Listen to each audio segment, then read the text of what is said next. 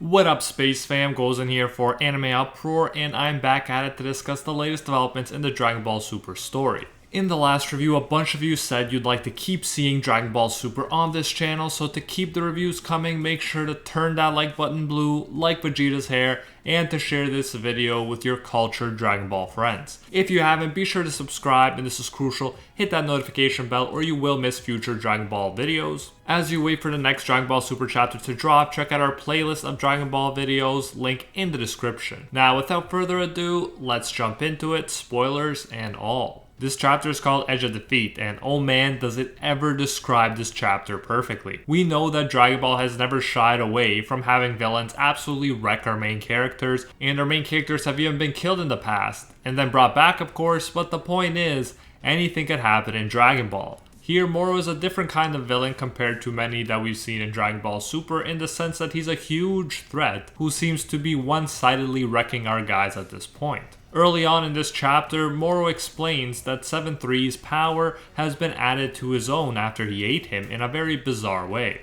Vegeta's not out for the count yet and tries to tear him apart again using his new Force Spirit Fission powers, but he can't even land a hit now. Moro even mentions that the technique requires Vegeta to inflict damage, and Moro is not gonna let him do that. Moro wastes no time explaining how bad the situation is. He explains that his own power is back home, so it won't run out in 30 minutes, as was the case for 7-3. Plus, he's gained 7-3's ability to copy other people's powers. He even copies Vegeta's abilities. He then goes on to use Vegeta's epic Big Bang attack. Moro hits Vegeta with it, and Vegeta looks down for the count, taken down by his own attack. Moro even insults one of Vegeta's greatest attacks. So the Prince of Saiyans, who's always been a prideful dude, and he was on Cloud 9 just a few moments ago, he has now been completely embarrassed and disrespected. This is a crazy twist at this point, and it's making things very interesting. Moro is the real deal. Not only is he strong, this goat man can now potentially use all of our main characters' moves against them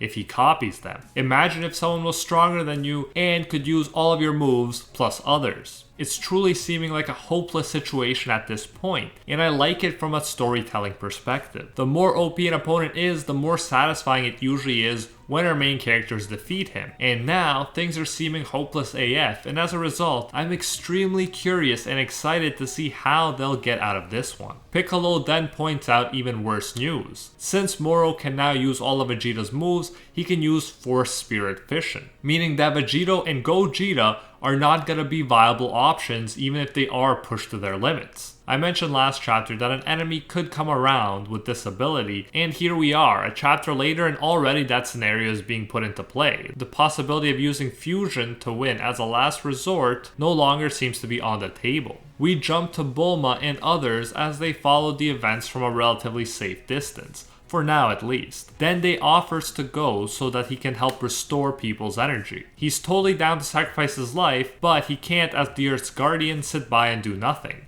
Respect for him. He has the mindset and courage of a real hero, even if he's not one of the stronger characters in the series. At the same time, we see Krillin, who has some senzu beans, and he's trying to get there too, in time so that he can help heal his friends. Clearly we got backup coming, so all hope is not lost, even though things are not looking great right now. Piccolo and Gohan attack together, and I was worried that they just get wiped out immediately, but we do see some cool combos. Piccolo holds Moro in place by his legs, Gohan seemingly traps him with an energy ring, and then Super Saiyan Blue Goku appears with a Warp Kamehameha. I love the teamwork and the combos and how Warp Kamehameha made an appearance. The result is that Moro loses an arm. Finally, it appears like our dudes can land some hits, do some damage, and then bam! Next second, Moro, with a delighted smile on his face, regenerates his arm and stabs Goku right through the chest. That's some serious brutal damage right there. Goku has that look in his eyes like his life has all but drained out of him completely. Moro explains that all the abilities 7-3 copied are now his forever with no time limits. Wow. Not only was he kicking butt, but he was even hiding something like that up his sleeve. This dude can regenerate, doesn't have a bead of sweat on him, is strong AF, can learn any move potentially, and all of our guys are dropping like flies. Even Goku, who's usually the guy that makes everyone feel safe and like things will work out. All our guys have going for them is that Moro doesn't want them to die yet, since he wants to savor them as his meals. I gotta say, I'm a fan of Moro as a villain.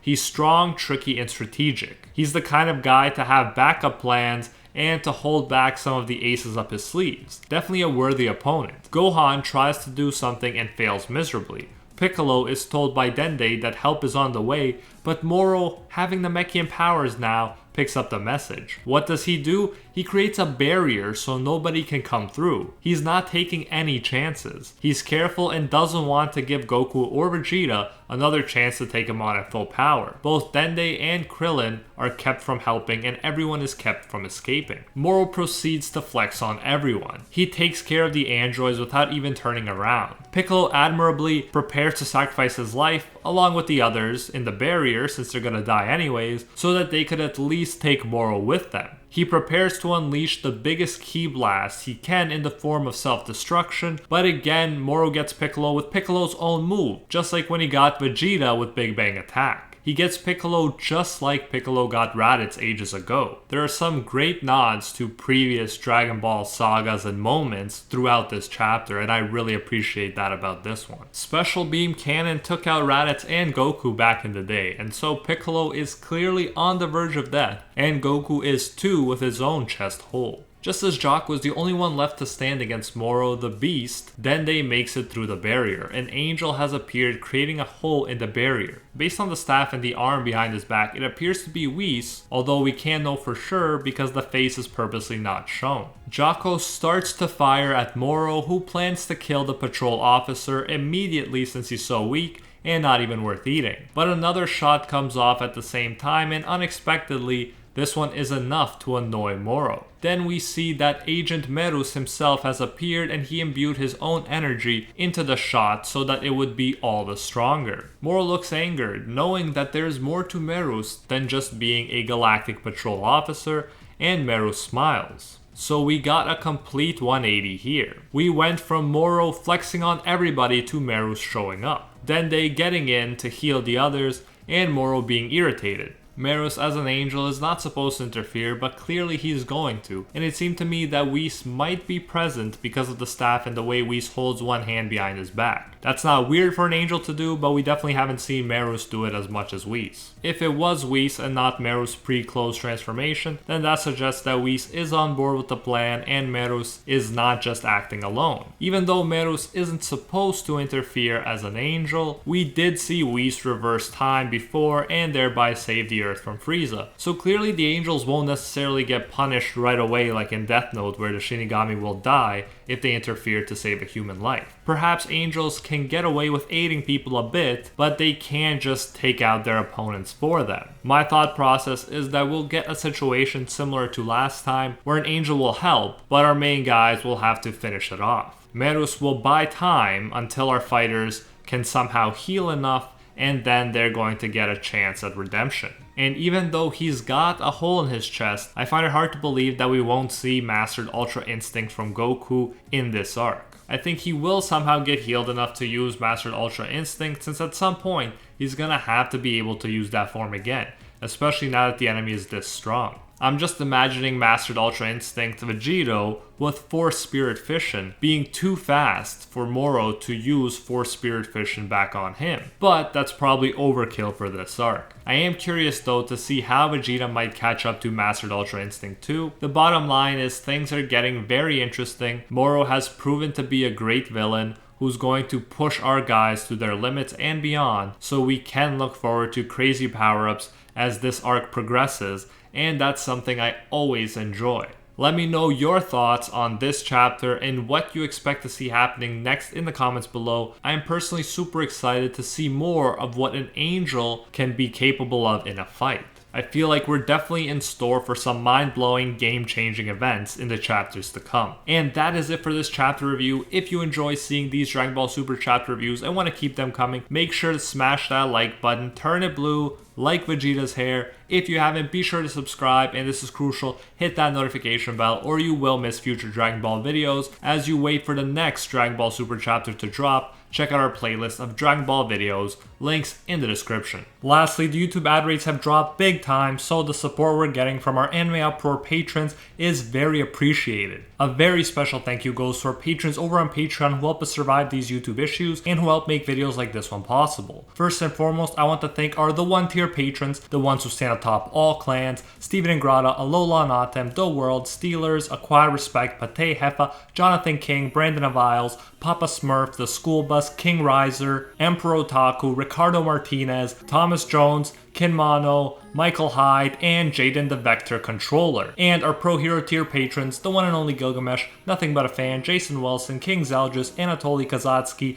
Angel Cruz, Cricket XP, Joe Stanton, Very Gucci, Alicia Actor, Jessica Calafon, Hinokami and Water, Bonnie Parks, Zodiar12, Rathuan De Aura, Kraken, Arels, and Deadly Saint. Thank you all so much. If you enjoy our work, you can support more of it by going over to patreon.com/AnimeUproar and becoming a patron today for as little as $1. If you do so, you'll get your name featured in future videos alongside these amazing people right here, and you'll even get access to our private patron-only Discord, where we talk about anime life and of course, dank memes. So check out patreon.com/AnimeUproar, link in the description if you're interested. You can also now join the YouTube channel and support more content that way if you prefer. Whichever way you choose to support us, you can get the same great benefits. Thanks again, and until next time, see ya, Space Cowboys!